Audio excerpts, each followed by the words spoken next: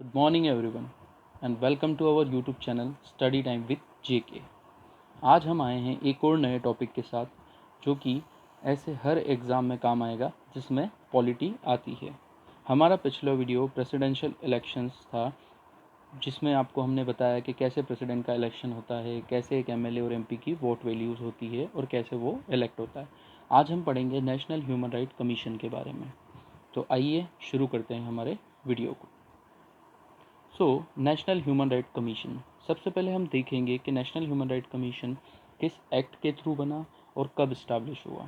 तो national human right commission establish हुआ 1993 में। एक लेजिस्लेशन इनेक्ट के बाद पार्लियामेंट ने इनेक्ट किया under protection of human right act 1993।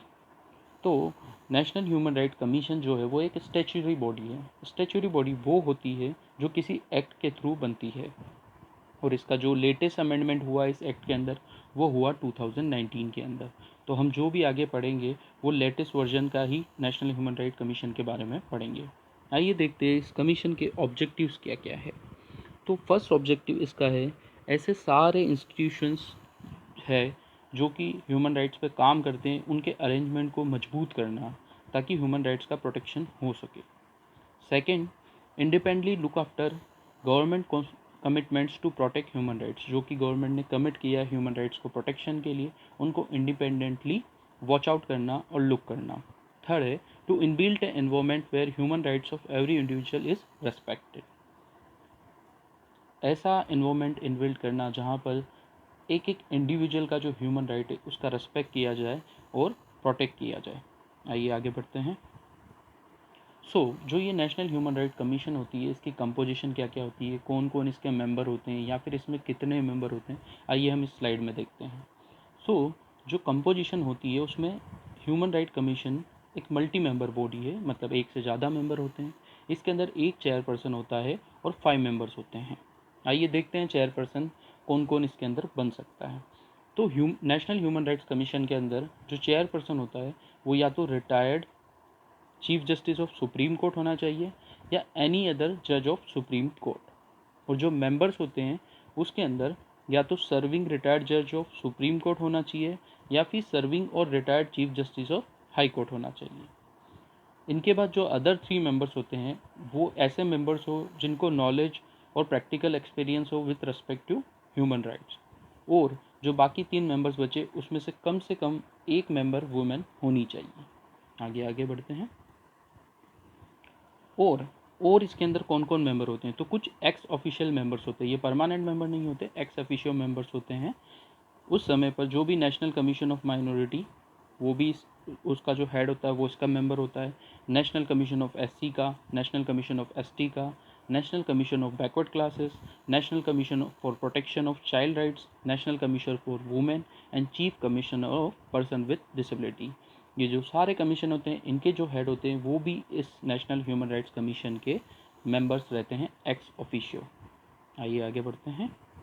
अब देखते हैं कि नेशनल ह्यूमन राइट्स कमीशन के हमने जो मेंबर्स और चेयरपर्सन देखे इनको अपॉइंट कौन करता है। तो इनका अपॉइंटमेंट होता है प्रेसिडेंट के द्वारा। इनको अपॉइंट प्रेसिडेंट करता है लेकिन डायरेक्ट प्रेसिडेंट अपॉइंटमेंट प्रेसिडेंट देता है, लेकिन वो किसी की रिकमेंडेशन पे देता है। तो जो रिकमेंडेड कमेटी होती है वो एक 6 मेंबर कमेटी होती है जो इंक्लूड होती है सबसे फर्स्ट प्राइम मिनिस्टर जो कि इस कमेटी के हेड होते हैं, second Lok Sabha speaker, third is Rajya Sabha deputy chairman, fourth is leader of opposition of Rajya Sabha, fifth is leader of opposition of Lok Sabha. तो लोकसभा और राज्यसभा दोनों के लीडर ऑफ अपोजिशन भी इस कमेटी के मेंबर रहते हैं। देन लास्टली सुप्रीम कोर्ट का कोई जज या फिर chief justice of high court इसके मेंबर रहते हैं with consultation with chief justice of India. आइए देखिए, इसको अपॉइंटमेंट तो हमने देख चुके हैं। अब जो नेशनल ह्यूमन राइट कमीशन के मेंबर्स या चेयरपर्सन होते हैं उनको रिमूव कौन कर सकता है, तो उनको रिमूव भी प्रेसिडेंट के पास ही ये पावर है। और किस ग्राउंड पे वो रिमूव कर सकता है, या तो इंसॉल्वेंसी हो या holding any other office of profit. Office of profit आप जानते हैं, जैसे कि हमने प्रेसिडेंशियल इलेक्शन में भी डिस्कस किया था कि ऐसा कोई अदर ऑफिस उन्होंने या फिर ऐसा कोई अदर अपॉइंटमेंट उन्होंने स्वीकार ना करा हो जिसका उन्हें पे मिलता हो। Third is infirmity of mind and body, या फिर अनफिट और अनसाउंड हो। And last is convicted and sentence to imprisonment. अगर वो किसी क्राइम में कन्विक्ट होते हैं और उनको इम्प्रिजनमेंट होता है तो उस समय पर भी प्रेसिडेंट उनको रिमूव कर सकता है। आइए आगे बढ़ते हैं। अब देखते हैं कि ये जो नेशनल ह्यूमन राइट्स कमीशन होता है इसका फंक्शंस क्या क्या है। फर्स्ट फंक्शन तो बेसिक से है कि जो भी वायलेशन ऑफ ह्यूमन राइट्स होता है उनके बारे में इंक्वायर करना और ये जो वायलेशन हुआ है उसको प्रिवेंट करने के लिए क्या क्या मेजर हो सकते हैं वो आइडिया लगाना। सेकंड, जो भी प्रोसीडिंग्स सुप्रीम कोर्ट में या फिर कोर्ट में ऐसी प्रोसीडिंग्स चल रही है जो पेंडिंग है जिसमें ह्यूमन राइट्स वायलेशन हुआ है उस प्रोसीडिंग में इंटरवेन करना, अपना जो मत है वो देना। जेल और डिटेंशन प्लेसेस होती है उनको विज़िट करना और वहाँ पर देखना कि कोई ह्यूमन राइट्स का वायलेशन तो नहीं हो रहा, ह्यूमंस के साथ कैसे रहा जा रहा है और अपने रिकमेंडेशन को सजेस्ट करना बेटरमेंट के लिए। कॉन्स्टिट्यूशनल और लीगल सेफगार्ड प्रोवाइड करना जिससे कि ह्यूमन राइट्स की प्रोटेक्शन हो सके। To work towards implementation of international treaties, जो भी इंटरनेशनल ट्रीटीज़ होती है ह्यूमन राइट्स से रिलेटेड उनको इम्प्लीमेंट करने में मदद करना और उसको सुचारू बनाने के लिए वर्क करना।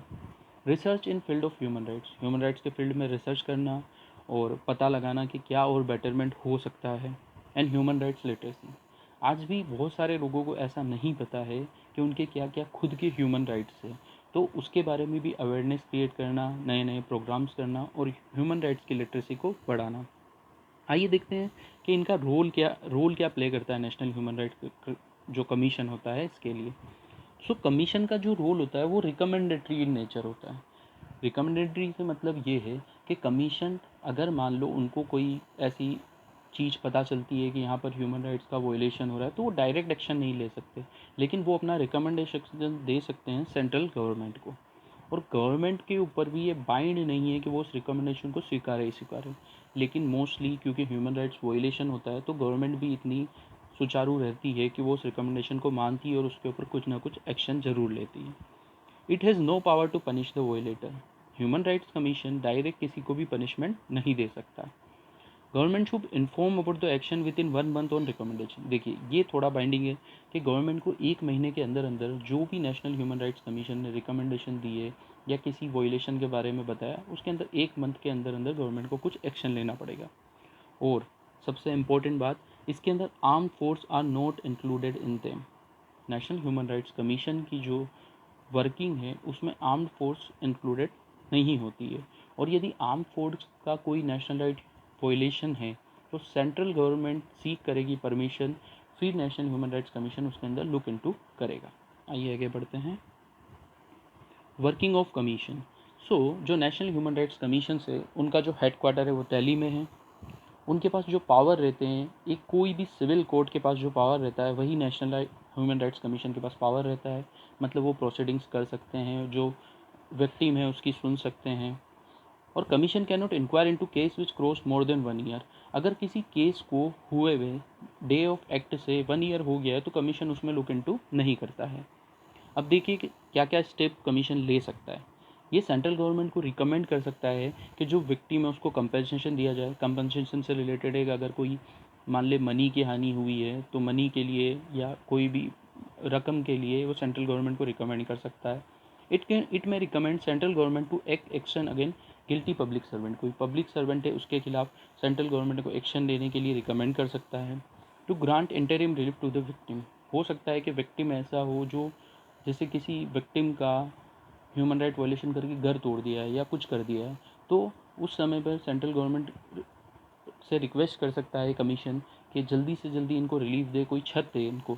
It may appeal to supreme court और high court in the case.